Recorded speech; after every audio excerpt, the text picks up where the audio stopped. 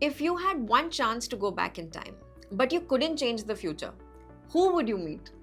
An old friend? Someone who left? Someone you never got to say goodbye to? Or maybe a version of yourself?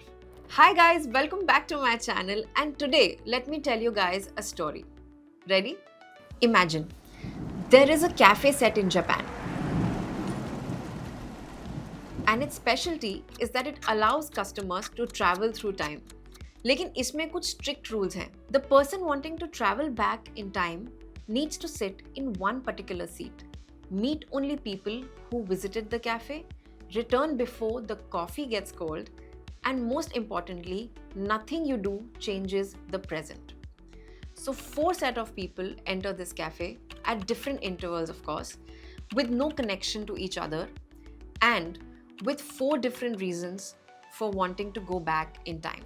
But all of them trying to heal something unfinished. Interesting, isn't it? Today, we are not talking about a movie, but an unconventional book.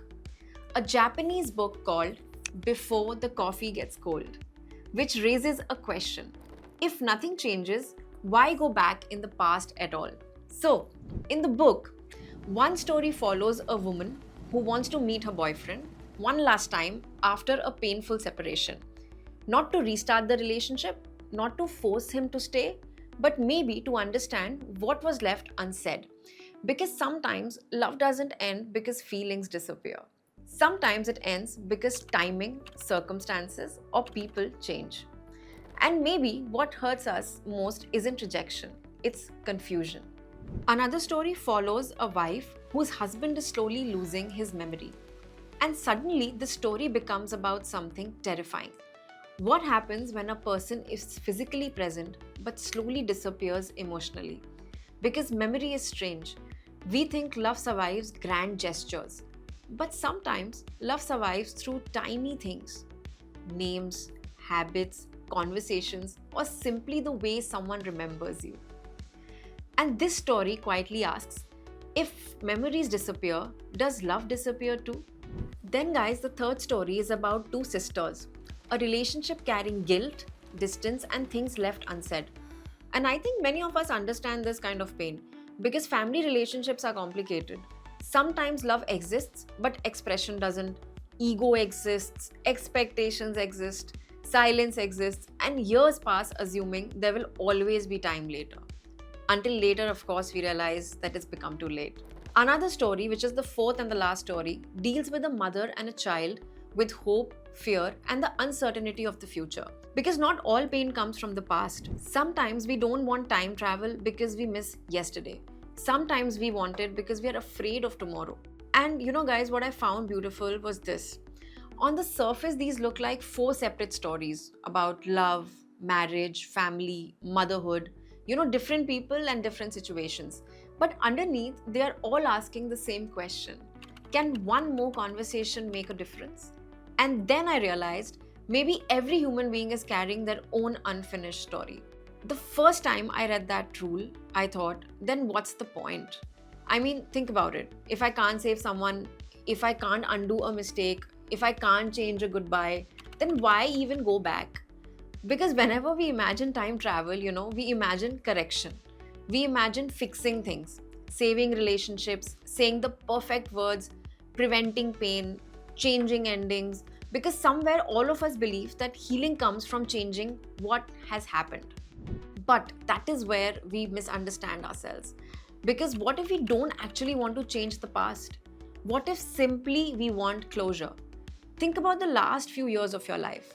I'm sure there's at least one conversation that still visits you, one sentence you never said, one call you postponed, one message you typed and never sent, one apology maybe, one explanation, one goodbye. And the strange thing is, life moves on. New people come in, new routines set in, months pass, years pass, but unfinished emotions, those don't move so easily. They quietly sit somewhere inside us. You don't always see them, but they continue consuming your energy. And maybe that's why I wanted to share this book with you all. All the people entering that cafe are different, but underneath they are carrying the same thing. And suddenly I realized something.